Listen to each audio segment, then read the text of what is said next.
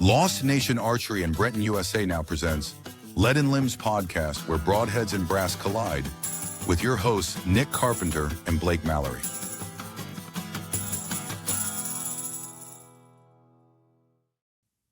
All right, so this one we can definitely verify. This is episode 1. This is episode 1. This is episode 1. This is the very first thing we're ever going to produce, and it's probably going to be the less impressive part of our Hopefully, lives. this is the worst one we ever do. Careful. I already bumped the mic. Pulled your mic away. All right, so literally, we don't know what we're doing, and this is completely shooting from the hip. But this is the first episode ever of Lead and Limbs. And there's a reason behind why the name is Lead and Limbs. We'll go into who I am and who Nick is. Basically, the limb side of things is me, not that. So let's go deeper into that. We're both bow hunters, but we're both gun hunters. We're both hunters in general. Blake owns a bow shop. I own a gun manufacturing company.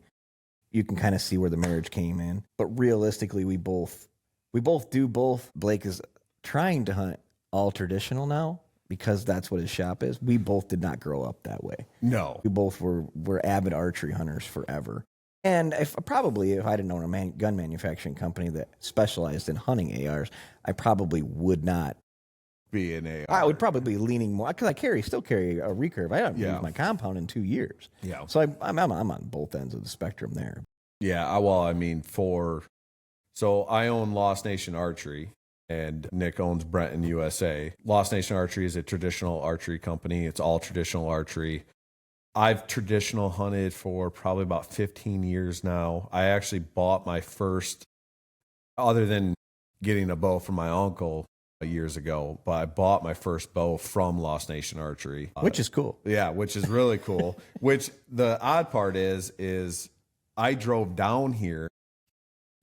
Actually, I think I was videoing for Miller turkey hunting, and I scheduled it so I could go to Lost Nation to go meet Larry and buy my bow. But I lived 2 hours away at the time. Right. Now I live 6 minutes away from where it was. But I bow hunted since I was 12. Back when in Michigan, that's when you could start. Now you can start whenever you want. But I've been traditional hunting for about 15 years, but I've been traditional hunting for about the first 2, maybe for 3 weeks of the season. And then rut starts happening and the bigger bucks I'm after. So then the recurve goes out in the compound. He switches to everything but cross. Last year was the very first year I'd never touched a compound. I haven't touched a compound now in over a year. Yeah. I'm right there with you. The only time I grab that compound is if we're going out west. Yeah. Just for distance and again, or when I'm traveling. And I've told you this before. It depends on where I'm traveling. Like last year, I went to Missouri and shot that deer with a bow, but it was a crossbow. Yeah. Because if you have 2 days to hunt, yeah, well, you're closing that window. The situation.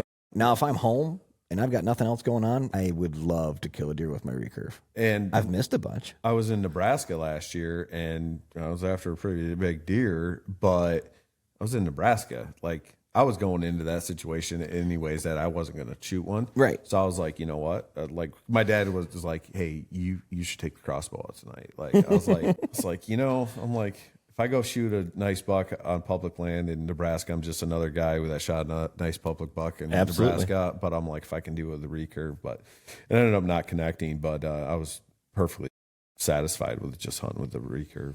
I did that in Montana 4 years ago. I went completely with my recurve, and we started in Oregon actually, and for elk. Yeah, for elk out there, and then worked our way to Montana, and we had tags in both. And I came home empty-handed.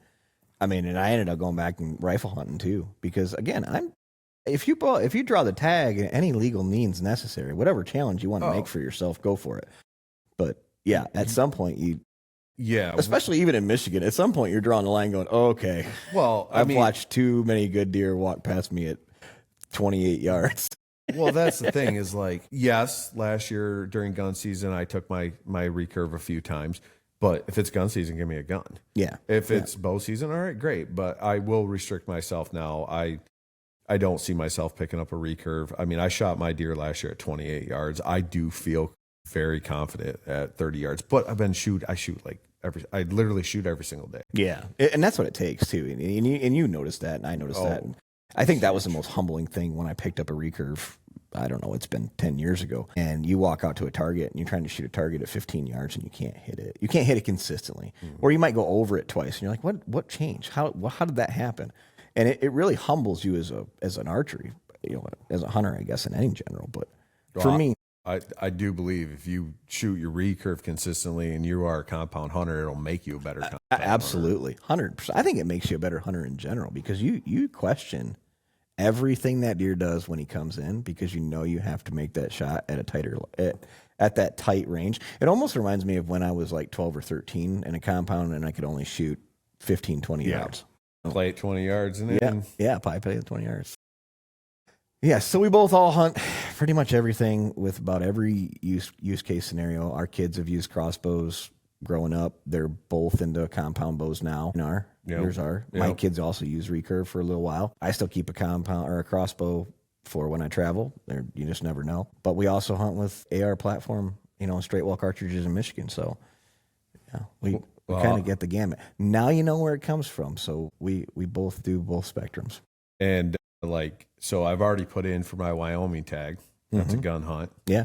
And I'm going to go I should draw my Iowa tag at this point, but I'm going to go to Iowa, drop my stuff off, go to Wyoming, gun hunt, drive back to Iowa, and bow hunt until I fill my tags, or am I satisfied? Are you taking your recurve to Iowa? Oh, yeah, 100%. Nice. And that's public land too. That's what most people don't understand. He's not going on lease property. He's not going on with outfitter. He's going on public land. Yep. And that's another thing that Blake does different than I do. I hunted a lot of public land for elk and things of that nature. Now, anywhere that I travel, it's a lease that we have somewhere. And that's one thing to emphasize is that we're cut from the same cloth, but we do things a lot different. Absolutely. And the one thing that I haven't talked to you before this is I to start a beef with you at one point on this. That's the whole goal. Once we start talking in regulation stuff, and I've had these conversations with you because I told you, I go, you're my friend. I'm gonna be blunt, and I'm gonna lay into how I feel about things. Yeah. But that's what it is. And long time ago, so. As well, I've got a book published. It's called The Non-Resident Hunter. And basically, when my wife and I got married, she told me I could go on as many hunt trips as I want as long as I don't touch the savings account. Oh, there you go. And so, I said challenge accepted, and kind of took that to extreme. There's years where I've gone on 4 or 5 hunting trips in a season. I take it right into January into the muzzleloader in Ohio. I've gone... this. I've gone bow hunting down in Ohio in February just to say I have. Absolutely. But we'll take advantage of anything. Last year I didn't draw. I put in for a point for Kansas, which was stupid, and I'll never do that again. And because I thought I was going to draw my Iowa tag, and I did not last year. And then so I ended up going to Nebraska. You ended up going. So I put in I missed the Kansas deadline, and I have a farm there in Kansas that I became part of. It's a group that leases 3,500 acres, but they also have property in Missouri. So we didn't draw in Kansas, but we could buy an over-the-counter in Missouri. And man, we just got lucky. That's all there was to it. We walked into that blind and got lucky on those 2 farms.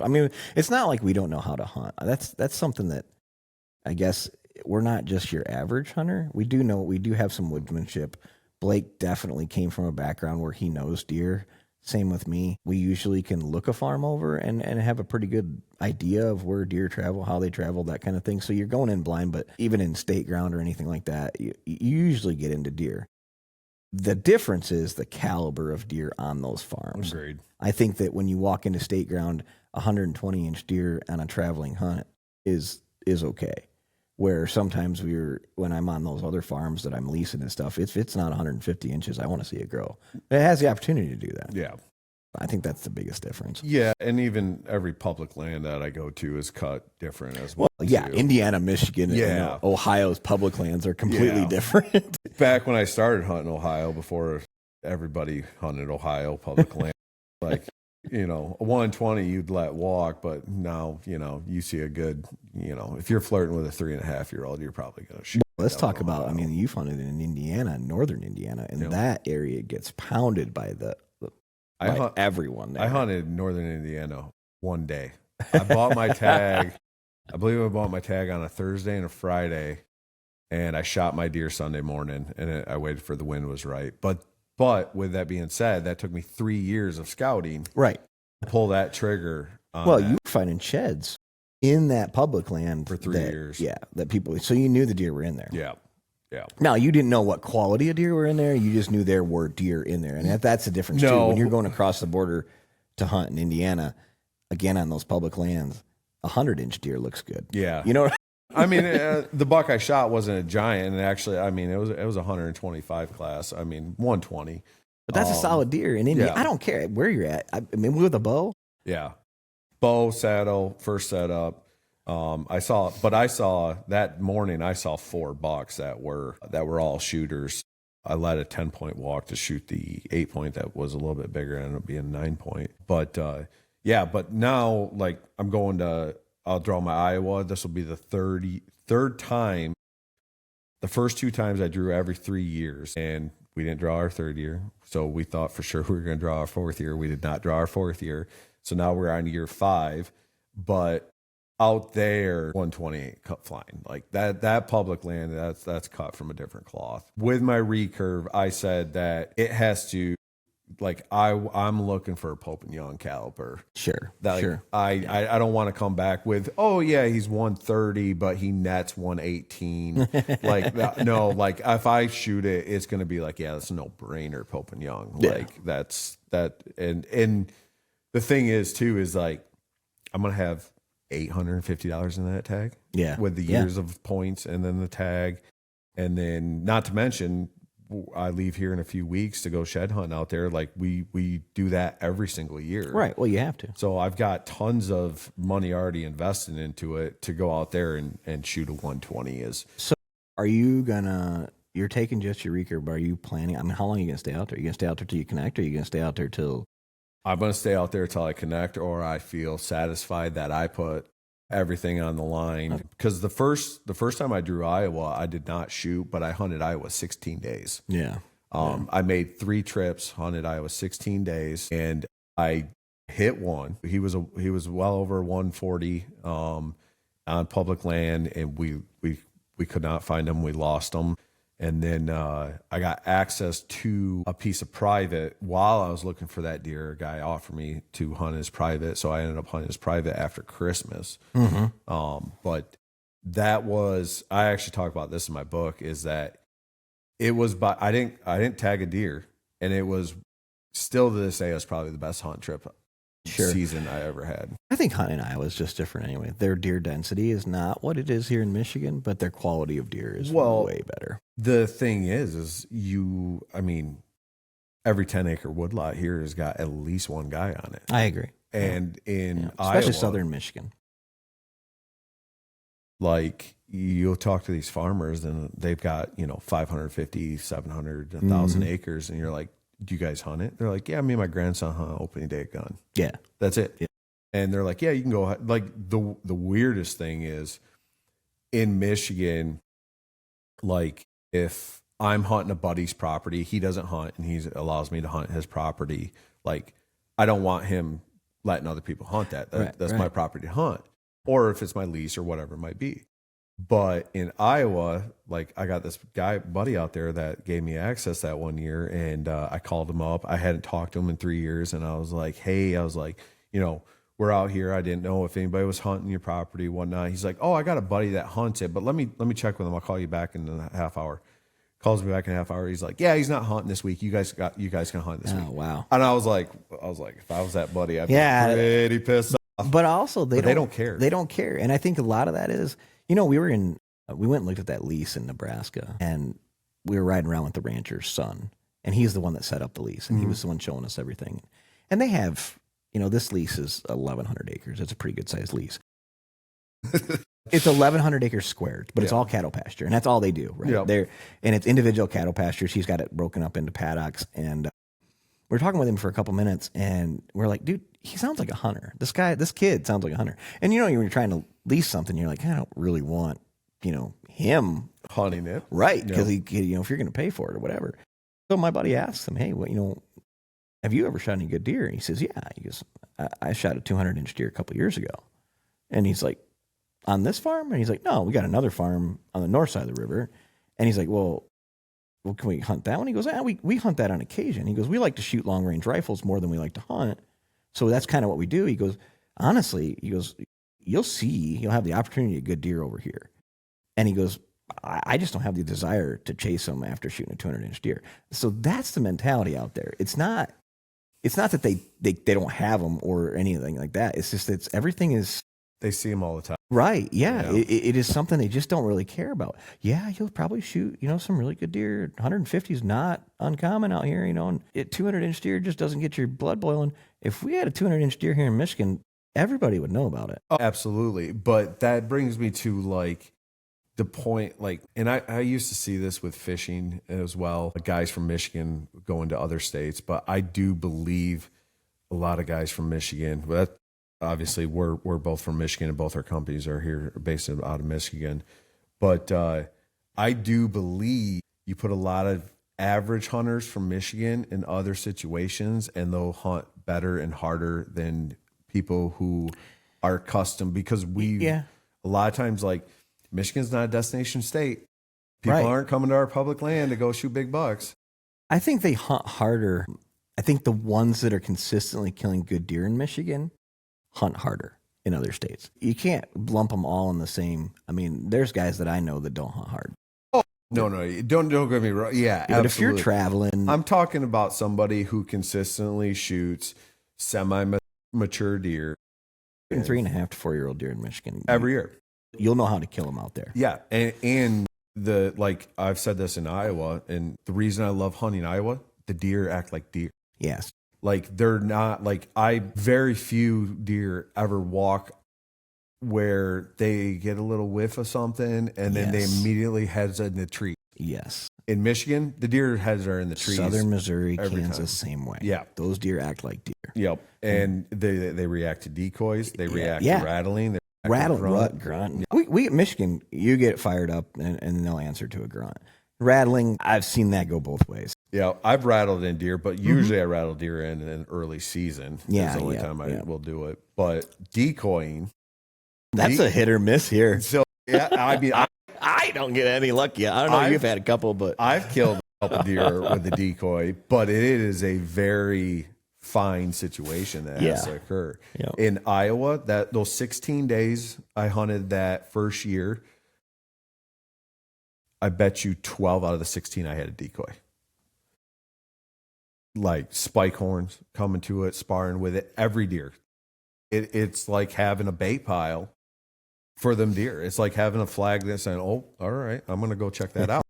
And that's what I love about Iowa. It's absolutely crazy. Kansas. Now, granted, Kansas, I haven't bow hunted Kansas. But you hunt the east side of Kansas too, where west. Or west side of Kansas.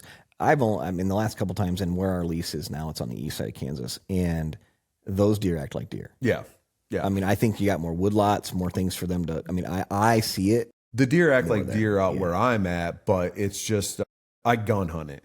So I've only ever gun hunted it out there. It's just time of the year in December to be able to slide out to Kansas. But that's when I shot my last one out there with a Brenton. Yeah. So I mean, it doesn't matter what opportunity I've got, but I'll hunt anywhere. But that's the thing is, you've done it. I haven't. Elk hunting, I haven't got into it. Yeah, we did years of that. My dad, from the time I was 13, 14, I was 14 years old when the first time we went. And we went every other year until I was in my mid-20s. In Colorado? Yep, Colorado. Yeah. But we didn't know how to hunt elk. Yeah. We didn't really watch any videos or do anything like that. We hunted them like we hunt deer. We would take tree stands and oh, really? Yeah, I mean, and you sit on and I'll tell you, Dad killed one cow and never had an opportunity to bull. And I killed one cow out of a tree stand there. And then he did have some opportunities when he took some friends with him a few years after we did that they got into some bulls, but never. It wasn't till I went to Montana with a friend of mine, and he was like, "Hey, I want to take you elk hunting up here." He was in Montana native, and he introduced me to actual bugling and how to call. And I'm a really good caller, in general for most things. So turkeys or anything like that. And it was second nature for me to start learning elk calling. And then it was like, oh, I want to bugle all the time. Well, and that's the thing is like, I've had so many people like you got to get into elk hunting. You love elk hunting. You got It's addictive. Well, the problem is I don't do anything half-assed. Like, yeah, you're gonna spend you're gonna spend $5,000. Like I've got a lifetime of equipment into whitetail hunting, and so it's a rush though. The first time we ever bugled in a bull on public land, and my cousin and I, we just got really good at calling, and we would team up. And my dad would go another way, and he would hunt in a tree stand or sit all afternoon, and we would just team up. And the first time we actually bugled one in, and he was bugling, I would bugle, and the bull liked his bugle better than mine. So he kept ripping, and I snuck up in there and shot that bull. And him and I were on cloud 9 because you pulled something off the public land, and it wasn't a giant. It's still one of my best bulls. I mean, after that, it was like a light switch clicked. Yeah. And every year, Montana, didn't matter if we were in Montana or Colorado, I was calling in bulls. I mean, consistently. That one year in Colorado, we went 4 for 5 in 4 days. I mean, just like, and nobody else in the valley. There was 20 other camps in that valley. Nobody'd seen any elk. Well, and that's the thing is like, I've gotten like so many people, like I define success in my book. Like if one person has a great opportunity at a high caliber, which high caliber is still general to the area. It's general to the area. I like that. General to the area that you're hunting. It's general to the area. Like I've said this before. If you drop me on an island, you say the biggest buck out here is 85 inches. Guess what? I'm hunting an 85-inch deer. I'm going to have a time of my life. I don't care because it's general to the area. But I've seen so many guys, good hunters, normal hunters, laid back hunters, all different calibers. Oh, we're going elk hunting. We're going to they get back. Did you guys even see anything? No. Like, and I'm like, and that's discouraging. It'll beat you down. And guess what? Most of them don't ever go back. No, that's the only time they've ever done it. We've taken lots of one and guns. Yeah, or one and dones. One and done. Yeah, it's and that's why I've shied away from it. Yep. Now, if like my dad and I've got a buddy who lives in Colorado. He actually just moved now, but if he would have been like, "Hey, come out here and go elk hunt with me," that's different. Like I would have absolutely probably ponied up and figured that out, but. I love the challenge of whitetail. I do like Nebraska, being able to hunt mule deer in now only select areas, but we had to travel like 40 miles to get out of the zone that we were in to actually hunt mule deer in the one section. But I mean, I just know deer. And so I think it's fun. I don't get as big a kick and I have to do that drive to Colorado or to elk hunt. Like last year I had the choice between, I pulled a Montana tag on accident. My dad and I did. And we didn't even make it out. Yeah. And that's awful to say that, but I ate that tag, but I was hunting some good deer, some whitetail deer in different states, and I had to stay on them. Yeah. In my opinion, I had to stay on them, you know, and it's not a guaranteed thing. I mean, not a guaranteed thing that you're going to shoot something for a whitetail either, but it is less likely that you're going to pull the trigger in Montana during an archery hunt on an elk. I mean, you get one opportunity. That's about it. And I mean, it might be a cow. Yeah. But, that's. Well, I mean, there's been years where and I screwed up last year. Last year was one of the worst years for me ever, which was probably a blessing in disguise with having a new company and doing all the stuff that I was doing. And then I was filming a ton too, which I filmed in Montana and Oklahoma last year. But I had the least amount of tags I've had in 15 years, at least 10 years last year. And the only one I got was actually... We found out we didn't draw Iowa at like 5:30 on a Friday afternoon. Yeah. And I was devastated. Sure. Yeah, I remember. I was absolutely devastated. And that was the last night by midnight you had to apply for the archery tag for Nebraska. And which is like $7, which you can still get the over the counter or whatnot. But we immediately shifted, put in for that, and then we got drawn to be able to buy our archery tag for the statewide. Nebraska's so wild. I was looking into that again the other day. So you can get one no matter what, but you're gonna pay $1,200 or something. Yeah, but you can also get in the draw. Their rifle season is first come first serve, even for non-residents. Residents get to buy them earlier. And then they open it up again for nons. And nons, like, I don't remember what the cost was. It wasn't even the cost, but they were like, yeah, usually they sell it within 2 hours. So you got to be online waiting for them to hit in order to get a rifle license. And it's different. So I hunted the last time I went to Wyoming, this Wyoming trip. So yes, this is public. But we have access through a farmer that has landlocked public land. Yeah. So I shot my buck on public, but it's landlocked. Yeah. Like the only way to get in there. The only way to get there is through the farmer. Yeah. But we knew this Wyoming trip, we kind of only look at it as like a 3-day trip. You got a gun, it's pretty open, and you're usually shooting a mule deer. Yeah. So it's you usually like if you really want to be picky and give it 3 days, yeah, you can pick out a good one. Solid. Yeah, you shoot a solid one. My buddy shot a 190, but that's haven't big. Shot anything that caliber ever. Big. So we knew going into that Wyoming that year it was going to be a 2 or 3 day hunt. Sure. Maybe a 4 day. We were planning for 4 or 5, I think. And so we bought rifle tags for Northwest Nebraska. Don't do it. Don't do it. If you're hunting private, okay, that's a different story. Yeah. Public, holy cow. It's wide open out there. There's trees and valleys where we were there, but man, every parking spot had 4 to 5 vehicles and there was guys walking everywhere. I think we're definitely going to do archery, but even that cattle farm, looking at that, the way I looked at it, with a rifle, your opportunity is there. Yeah. I could see you pulling a pretty good deer there with a rifle. With a bow, it is going to be difficult. And the trouble with all of these places is they're not just around the corner. You know, Nebraska's out there. Yeah, that's 14 to 16 hours. Well, and that's the thing I love about Iowa is like 7 hours.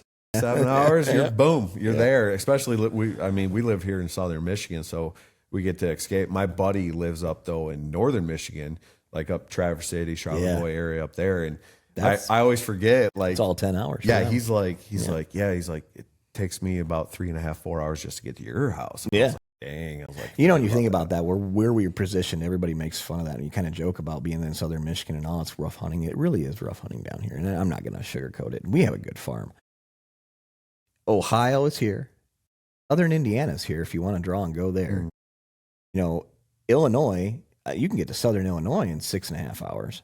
You can get to middle of Kentucky in 5.5 to 6 hours. A day trip. Yeah, we've made day trips to 7 hours down there to my farm down there. I mean, if you look at the gamut of places you can go, not to mention Iowa, Missouri's close enough. Kansas is your farthest drive. Kansas or Texas, I guess, if you want to go to Texas, Oklahoma. But you're probably, that's over anything within 10 hours is doable in a weekend. Very doable. Yeah. Very doable. Yeah. The last time we went to Kansas, my buddy, we got out there, and the first day, my buddy that I was hunting with, he shot it was a 170 frame deer, but he was missing brow tines. It brought him down into low 160s, high 150s. It was a heck of a deer. That's a great deer. And then my other buddy and his son shot high 130s, mid 130s in the first 4 hours of being in Kansas. That's wild. And he's like, on the way out here, he's like, this is my last year going to Kansas. It's just too far. And then he goes, and then this happens. He's like, we're going to, and then last year, we only put in for point because we thought we were going to draw Iowa. Yeah. And I called him like December 5th. And he's like, we need to remember this right now from here on out, what it feels like not to have a tag in our pocket in December. And we're both like, I'd love just to get out of the state and go do something. And yeah. And so for us, that Kansas trip is a good time of the year. I think it's nice to break that stuff up a little bit too. It gets monotonous and long. I don't care what hunter is and how much passion you have for this. At some point, you're just like, all right. And I think it's gotten worse as I got kids, because I got the kids and my wife to worry about. Like I feel obligated to find them a good deer to shoot, or help them find a good deer to shoot, I should say. And by the time I get that done, it's usually November. Well, that's the thing too, is like, I feel guilty. Like I've got 2 daughters that hunt right now. I've got 3 daughters, but 2 of them are hunting. One's only 4. And like, I feel guilty. Like I'm like, I probably should bring Piper out, go hunting. But I'm like, I got this one buck I'm after. Yeah, and I it's know. like, so you find that fine line. Which, I think I've essentially just turned over this home farm to the family at this point. I've managed it with my dad for years, and I kind of come to the conclusion that I've got 3. I got my wife and 2 kids, and then there's a couple of nephews and cousins that are all hunting this too now, and if they want to hunt it, and I'll just help them find a deer. Now, that's not to say I still put cameras out. If something really good, if 170 shows I would up, wrestle my father for a chance to shoot that deer, because he's usually the one that gets a chance. The biggest deer on the farm usually goes to my dad, because he puts in the hunts time. the hardest. Puts the time here. He doesn't travel as much as I do, so he puts in the time here. Yeah, it's like next year I'm hoping to have Kansas, Wyoming, and Iowa, and I've already said like I'll just take the camera and hunt with the kids here, unless like I said, one of 150, those good bucks pulls in. You just and we've got a lease together up in Union City too. You never know. There could be something there. You just don't know what's going to show up, and that's the cool part. It's less likely in Michigan to happen, but it's more likely to happen in all the other farms that we have. Yeah, for sure. We still own. I own one in Kentucky, and I still lease a farm in Kentucky with another friend just to kind of help him have a good place to hunt too. And that lease, you just never know. Sometimes you get in there and you get the cameras rolling, and there's a 150, 160 in southern Kentucky, and I got one in the mountains, and we've had some great deer in the mountains too. Well, I mean, I'd never seen a 170 in Michigan until just a couple years ago, and it just showed up. I actually showed up. I think it was October 23rd, and I was in California at the time, and trail camera went off, and I was like, "Yeah, we need to get out of here." I still think trail cameras are probably the worst thing that ever happened to hunting, but I wouldn't go a month without them. Well, it's just like anything. It's like, you probably back in the day, people loved horse and buggy. Yeah. And, I love the wind in my hair. And then they came out with cars. It's like, well, you got to do it. Yeah. Like, I mean. It's one of those things. I think, I listen to the Higgins podcast quite a bit. And he bashes on, he doesn't bash on them. He doesn't like drones, and he's got certain reasons he doesn't like drones. And I think he's not wrong. I think drones in the wrong hands make hunting way too easy. But using a drone for business, I could see it. We own a roofing company too, and you could see that when you're hunting with a drone, or when you use a drone to do anything more than recover a deer. I think even deer surveys, stuff like that, you can pinpoint those deer. It's not that hard. So the first, I believe it's in Indiana. I see they're prosecuting somebody for that first one, and you knew it was coming. And they're going to have to throw the book at them. They're going to have to, because they got to make an example out of it. And realistically, I think every guy that uses a drone should be paying a permit to use that drone to recover. I think you should be licensed. I think you should license, and then you should have to do the same thing that you have to do when you license for your drone. The process for you. I mean, you should not only be licensed by the FAA like I am. Yeah, you should also have to. I think you should carry a Michigan permit. Yes. Or whatever state for permit. Deer recovery. Yeah, and you're held at a higher standard. Just a deer recovery. Yeah. That's what they're there for. Oh, I've had guys tell me that they use their drone to find their deer bedded and stuff, and I'm just like, no. Yeah, it's crazy. That's dangerous lines of thinking. It's, again.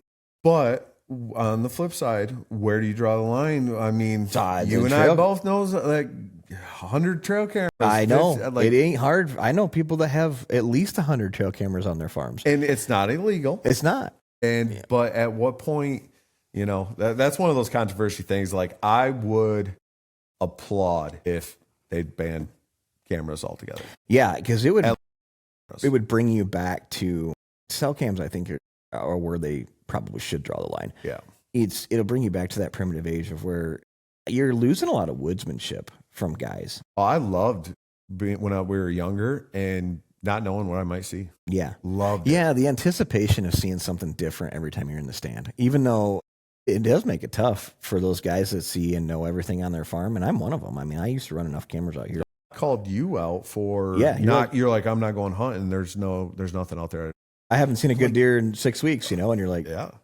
Well, why is it? And I'm like, why? That's because if you had no cameras out there, guess what? I'd have been gone. I'd go do it just because I enjoy doing it. So, well, that's why I think I hunt that Union City piece more than I hunt, because we don't know what's there. Yeah, we don't. We don't hang enough cameras there to really know. Well, and that it is more of a corridor. That's a wildcat spot. We I mean, Yep. that what was that? 2 years ago, I went out there because we just had a crazy big buck that showed up out of nowhere. Yep. Never saw him, but Well, I pulled that deer I shot. I mean, 150 inch deer. That We I never shot. saw him. We never had a camera picture of him. no. And that was just an early morning hunt. Well, just to give a little history, being the first episode here of how you and I met, we have a mutual friend, Mike Miller, and my wife is a teacher, and Mike was a teacher, and he said, he's like, you got to meet my buddy Nick. You guys are big into hunting. You got to come down here. And we ended up having dinner at Mike's. Yeah. It was the first time we ever met. Yep. I remember you then left because someone called and said there was a big buck down the road and you had to go scout it out. But I was 2 hours from home. Oddly enough, a few years later, me and my wife moved down here, and I nonstop badgered you basically for about 3 straight months of going, dude, I know you know somebody where I can get some access to property. Yeah, and that's how we ended up with the lease there Yeah. in Union City. I just happened to. I was working sales for tractors at the time, and I just kept asking farmers every time I'm like, hey, do you guys have any leases available? And I finally found one, and it actually turned out to be a pretty dang good one. So It was better. It was better. better. They put some solar in there now. Yeah, solar panels. Everything gets worse when solar panels show up. But yeah, when I was freelance filming for a couple of different shows that are no longer on TV anymore. We had a couple of them on direct TV. That was kind of cool. And I kind of got burnt out in that. He still films. I do not. I gave up on that. Now I will film off my cell phone for the kids so I can tell where they shot, where my wife shot, that kind of thing. But as far as filming the hunt anymore, I probably should. I think we probably should get back into it just because we own the rifle company. But I got burnt out. I got burnt out carrying that camera in.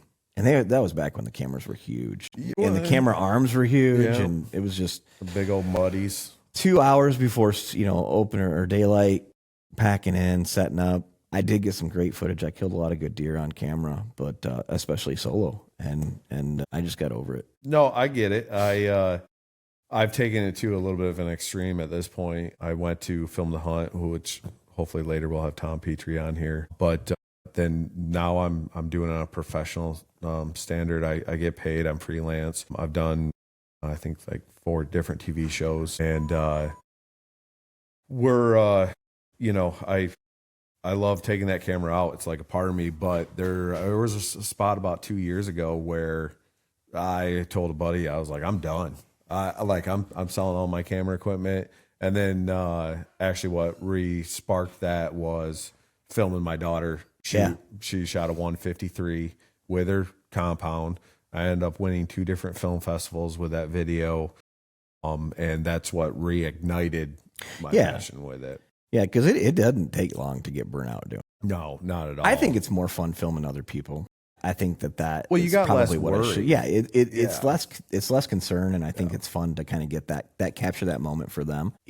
Hands down, still when I'm filming with my cell phone, which they've come a long way. I like doing it just for the reaction from the kids. Yep, that's cool too. Even on the job aspect of it, when I got that camera, and like last year I was in Montana, I didn't have a tag, but I felt like I hunted. That burns you down too. Yeah. Well, yeah. I was out there with headhunters, and Cody ended up shooting a really nice one. And I think I was just as jacked as he was. Yeah. Like I was stoked.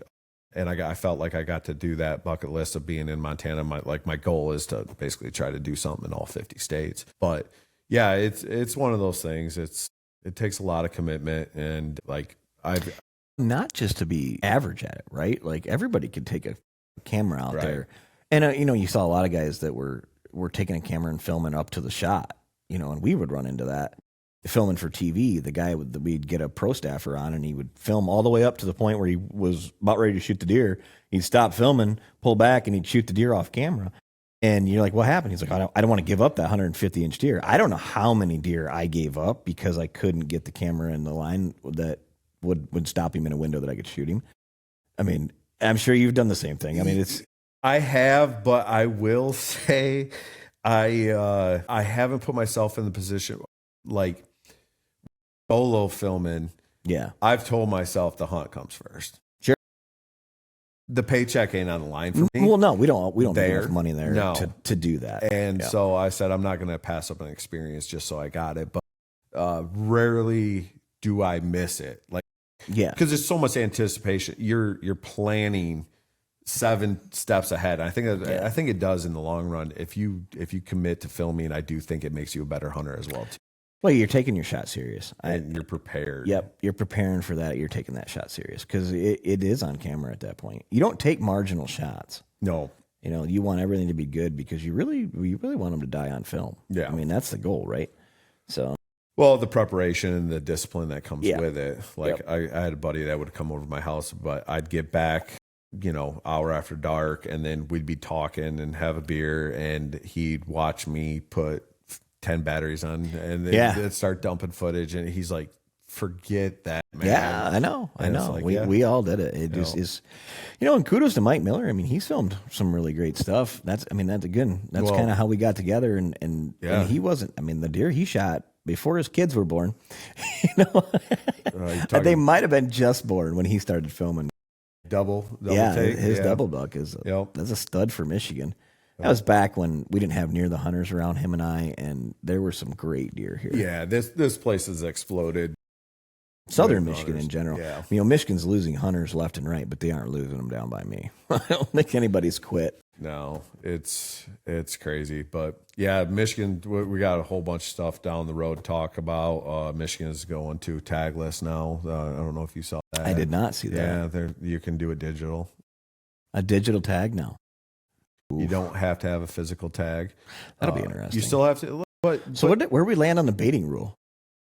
Last I knew, it's still gonna happen. But the thing is which blows me away that I got all these people so excited that baiting's coming back, and I'm like, oh, you live in Kent County, you won't be able to bait. They're putting the stipulation that if CWD's been found in your county. Okay. So we'll see if that stays true. Yeah, it'll be interesting to see what they do down here. But St. Joe and Branch, they don't have we should be fine here. And realistically, though, I don't want to hunt over it. No, I don't care to hunt over it. I use it for intel. I use it for intel and or late season. Well, and I feel like we had better deer here when I was putting mineral out. Yeah. I mean, I'd rather have that back. Minerals are huge. Give me that back and don't give me the food. Yeah. I don't care about a bucket of corn. If you let me put down 250 pounds of mineral a year around the farm, I think that. Yeah. I think we had a lot better deer around here when we were doing that. So. Well, you're getting that mineral in the right time. Right. Yeah. That should be now. I mean, like you should be administering it all now. I mean, that's, Kentucky's that way. I mean, I don't know if Kansas and Missouri here. I can't remember anymore. They changed everybody. Kansas, you can bait on private, I believe. Iowa's that way too. You can do it till season starts. Which so that's what that's what Kentucky did too. Is it okay? Ohio, you can bait on private but not public. Even though I've walked by 1,000 bait in Iowa, private, in Ohio. Oh, in Ohio. Oh yeah. No, Iowa really I don't think people give a shit out there. They're not going to do it because I don't think they. No, I don't think they care I wouldn't want to go to Iowa. No. I mean, that's not the goal there, and I think that's a different. No, I want we've got the Dave Smith decoy. I want to kill one on the ground. That'd be cool. With my recurve at 15 steps. Well, you're just making this harder on yourself. You know that, right? Oh man, but that's what I want. But it'd be cool. I mean, you did connect twice, 3 times this year on deer. I got 3 deer with my recurve this year. That's awesome. So I missed at least one. Yeah. I forgot about that turkey. I got my second turkey this year and 1 buck and 2 does with me. Yeah, you're the last one I killed. She ran 36 yards. That's awesome. That gave me a lot of confidence. Well, and you're building your own arrows now too. So geez, you're just gonna become an Indian here soon.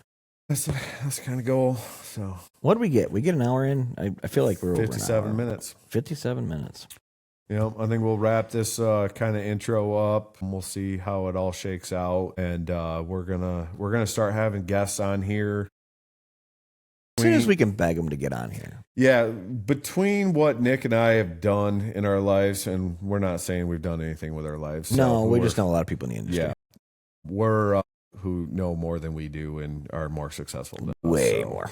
But we're just hoping that we can reel them all into one place, and hopefully it's here. So, but yeah, we're gonna have hopefully a lot of guests. We need to start lining them up.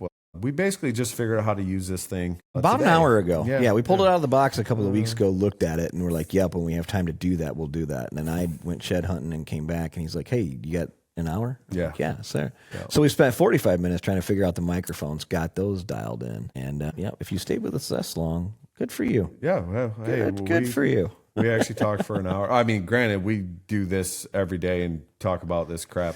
Yeah. So So it's going to be more of like a roundtable discussion. A lot of times we're just going to episode. bring people in that are, friends of ours. But in addition to that, I think we're going to grab some people out of the shop here. We're sitting in Brenton's basically showroom right now. And so we got Brenton's build area over there, and then Blake's office and his archery shop are right over here on the other side. So, there's plenty of people to grab and be like, hey, you want to sit down and do a podcast and talk about deer hunting for 25 minutes? Yep. And I absolutely think we're going to have episodes that lean more towards archery. We're going to have episodes that lean more towards guns, which we do both of them. So we don't care. Yeah. And we'll even have the occasional crossbow hunter on here. I don't care. Hunting's hunting, and I don't care. As long as it's legal, it's hunting. I'm not going to snub my nose at No, anything. you can't at this point. I think that maybe they should make some laws on all of that stuff, but at the end of the day. Yeah. Yeah, that's a whole nother can of worms that we gosh. can absolutely get into. So another conversation. But yeah, if you stuck with us this long, or if you're like me and you listened to episode 10 down the road and you backtracked and came back to the first one, well, now you know who we are. Thanks for and you can doing kinda put that. it in. And you didn't have to. If you get back to us and you realize, man, we really sucked at this when we first started. So the one thing is that we do have the opportunity. I own Lost Nation. Nick owns Brenton USA. We will, from time to time, if you're a listener, you will get discounts. Yeah, with some of our discounts. You stuff. probably advertise a little bit through it. I mean, we would be remiss as owners to not utilize a platform to advertise a little bit. We're totally just sitting here promoting our own business. 110%. I mean, that's what we'll go. We're not going to lie to you. So, But I think that's what everyone does in general. They just don't talk about it. Like, we can start a podcast. Well, Blake and I have a lot of other stuff to do during the week. Yeah. But this is at night after normal jobs and normal stuff that we do. Yeah. I work in aquatics. Nick owns a roofing company. Yeah, our day jobs pay for our fun stuff. Yeah. I mean, and then we have this hobby that's archery and guns. I love how everybody's like, you just hunt for a living? No, not at all. I make less because I hunt. Yeah. If I gave up hunting as a hobby in general, I bet I'd save myself. Retired probably 10 years earlier. Or maybe just put that stuff in a mutual fund. Like all that money. Have off the interest. But thanks for sticking around. Stay tuned. We got a lot of stuff coming. Yeah. Thanks again.